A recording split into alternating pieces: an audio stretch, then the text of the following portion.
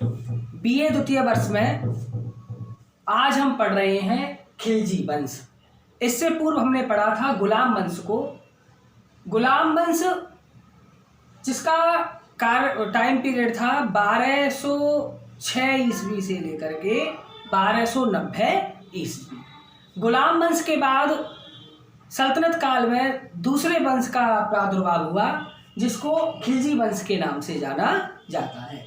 गुलाम वंश का जो अंतिम शासक था कैकुबाद, उस कैकुबाद की 1290 ईस्वी में उसी के ही एक अमीर जिसका नाम था जलालुद्दीन खिलजी, इस जलालुद्दीन खिलजी ने हत्या कर दी और खिलजी वंश की स्थापना की। अलाउद्दीन खिलजी इसी खिलजी वंश का शासक है जो जलालुद्दीन खिलजी के बाद खिलजी वंश का एक महानतम शासक हुआ। तो जलालुद्दीन खिलजी ने 1290 ईस्वी से लेकर के 1296 ईस्वी तक शासन किया। यह एक दयालु प्रकृति का शासक था क्योंकि वृद्धावस्था में यह शासक बना था। जलालुद्दीन खिलजी खिलजी वंश का संस्थापक था। अब हम इसके प्रारंभिक जीवन और इसके सिंहासनारोहण की बात करें तो जलालुद्दीन खिलजी के जो पूर्वज थे वो उन्होंने भारत आकर तुर्क जो सुल्तान थे उनके यहाँ पर कार्य किया। जलालुद्दीन ने सुल्तान नासिरुद्दीन के शासनकाल में राजकीय सेवा प्रारंभ की। बाद में उसे शाही अंगरक्षक के पद पर नियुक्त किया गया और समाना के सूबेदार के पद पर रहते हुए उसने मंगोलों के विरुद्ध अपनी योग्यता, सैन्य प्रतिभा तथा पराक्रम का प्रदर्शन किया। कैकुबाद जो सल्तनत काल का एक शासक था उसने उसे आरिज ए ममालिक के महत्वपूर्ण पद पर आरिज ए ममालिक का महत्वपूर्ण पद प्रदान किया। उसने तुर्क अमीरों के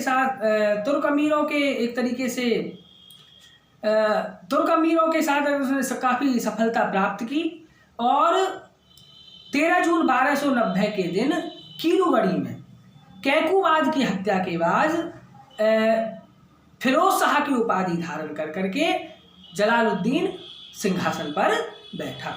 उस समय जो उसकी आयु थी वह थी 70 वर्ष। जब जलालुद्दीन खिलजी सम्राट बना, शासक बना, सुल्तान बना, तब उसकी जो उम्र थी वह थी 70 वर्ष। तो ये तो थी उसकी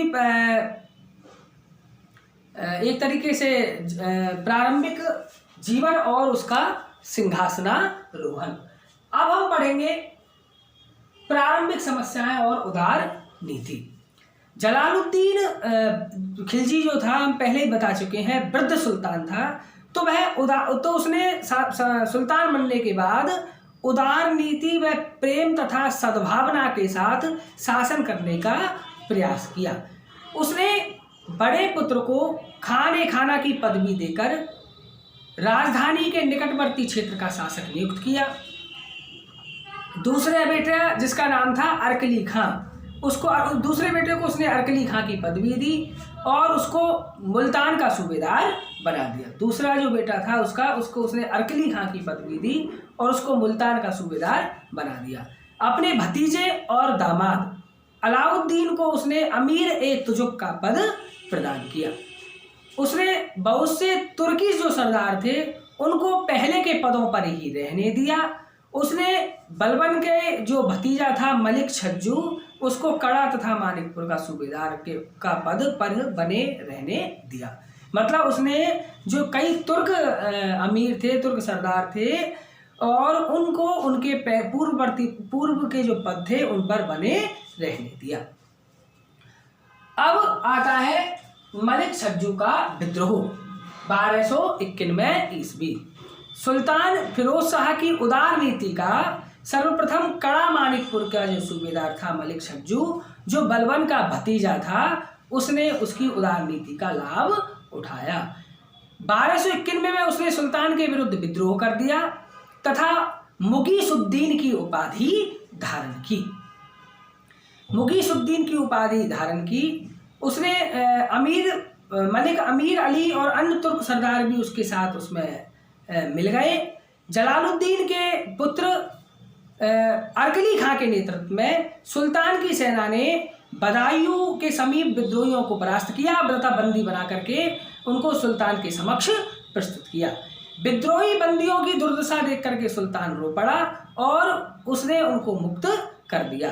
सुल्तान के पुत्रों और युवा खिलजी सरदारों ने सुल्तान के इस फैसले का विरोध भी किया, किंतु सुल्तान जलालुद्दीन अपने निर्णय पर अड़िग रहा।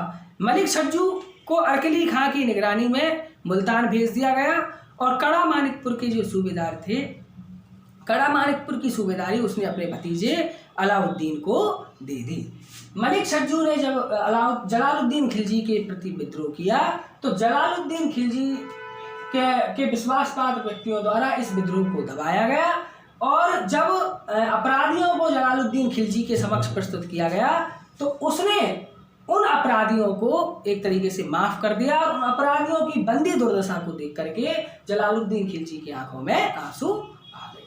तो ये थी उसकी उदार नीति। इसके बाद आता है डाकुओं और ठगों के प्रति भी उदारता।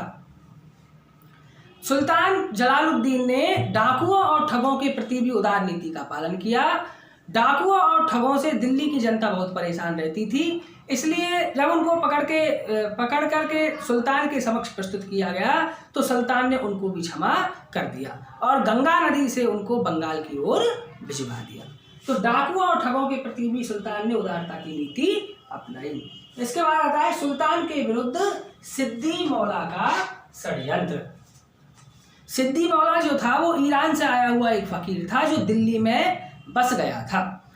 उसने एक मठ बनवाया जिसको बोलते हैं खानखा, और जहाँ पर सैकड़ों गरीबों को निःशुल्क रोजाना भोजन कराया जाता था। धार्मिक निर्देश पाने के लिए बड़े से बड़े सरदार सिद्दी मौला के पास आते थे, जिससे सिद्दी मौला को राज सत्ता ग्रहण करने का एक तरीके से लालच होने लगा। उसकी इच्छा प्रबल होने लगी राज सत्ता प्राप्त करने की।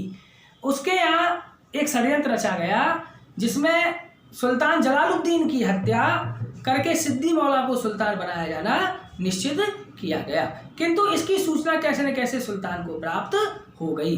सिद्दी मौला ने सुल्तान के समक्ष किसी भी विद्रोह में भाग लेने से इनकार कर दिया था, किंतु फिर भी क्रोधित होकर के सिद्दी मौला की क्या करा दी गई, हत्या करा दी गई। तो ये तो था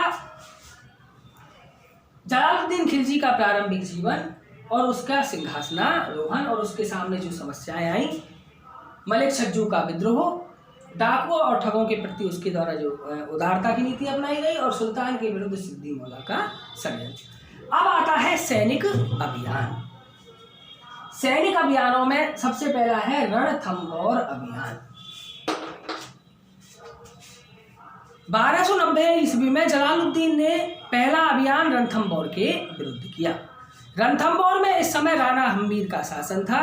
दुर्ग की अभेद्यता तथा हम्मीर के कठोर विरोध के कारण उसने अपना अभियान स्थगित कर दिया और दिल्ली वापस लौट आया। दिल्ली में अमीरों के पूछने पर उसने कहा कि ऐसे दुर्गों को मैं मुसलमानों के एक बाल के बराबर भी नहीं समझता। तो जब रणथंभौर का अभियान, रणथंभौर पर हम्मीर शासन कर रहा था, राजा राणा हम्मीर, जिसका अलाउद्दीन खिलजी से सामना हुआ था, तो राणा हम्मीर का सामना जब जलालुद्दीन खिलजी नहीं कर पाया तो उसने दुर्ग की अभेद्यता और हम्मीर के कठोर विरोध का जब सामना नहीं कर पाया जलालुद्दीन खिलजी, तो उसने रणथंभौर अभियान अपना स्थगित कर दिया और उसने वहाँ एक बात कही कि भाई ऐसे दुर्गों को मैं मुसलमानों के एक बाल के बराबर भी नहीं समझता। इसके बाद आता है मंडौर अभियान। 1292 ईस्वी में सुल्तान ने दूसरा अभियान मंडौर के विरुद्ध किया। इस पर राजपूतों ने तुर्कों को खदेड़कर अपना अधिकार कर लिया था। सुल्तान को इस अभियान में सफलता मिली। वह मंडौर पर खिलजियों का क्या हो गया, अधिकार हो गया। इसके बाद आता है मंगोलों के विरुद्ध अभियान। जलालुद्दीन फिरोज खिलजी को अपने शासनकाल में मंगोलों के भी आक्रमण का सामना करना पड़ा। 1200 एक तरीके से 92 ईस्वी में अब्दुल्ला के नेतृत्व में मंगोलों ने भारत के ऊपर आक्रमण किया और सुनाम तक वो चले आए थे। सुल्तान ने मंगोलों का सामना किया और विजय प्राप्त की। मंगोलों ने सुल्तान से संधि कर ली। जलालुद्दीन ने अपनी पुत्री का विवाह चंगेज खां के वंशज उलूग खां से कर दिया। उलूग खां ने इस्लाम धर्म स्वीकार किया और उसके जो वंशज थे वो कहलाए नवीन मुसलमान। अब ये तो थे उसकी सैनिक अभियान। सैनिक अभियानों के बाद आता है अलाउद्दीन का षड्यंत्र और जलालुद्दीन की हत्या। अलाउद्दीन सुल्तान जलालुद्दीन का भतीजा भी था और दामाद भी था। सुल्तान ने उसको मलिक छज्जू के स्थान पर कड़ा मानिकपुर का सूबेदार नियुक्त किया था। अलाउद्दीन महत्वाकांक्षी व्यक्ति था। 1294 ईस्वी में उसने देवगिरी के राजा रामचंद्र देव के ऊपर आक्रमण करके अपार धन संपत्ति प्राप्त की थी। अलाउद्दीन ने देवगिरी पर जो आक्रमण किया था वह सुल्तान जलालुद्दीन की अनुमति के बिना किया था और यहाँ से प्राप्त जो संपत्ति थी उसको सुल्तान को सौंपने के बहाने उसने सुल्तान को कड़ा तथा मानिकपुर आने का निवेदन किया। सुल्तान अपने साथियों के परामर्श के विपरीत अलाउद्दीन से मिलने कड़ा की ओर अग्रसर हुआ। सुल्तान जो जलालुद्दीन था उसको अपने भतीजे तथा दामाद से बहुत लगाव था।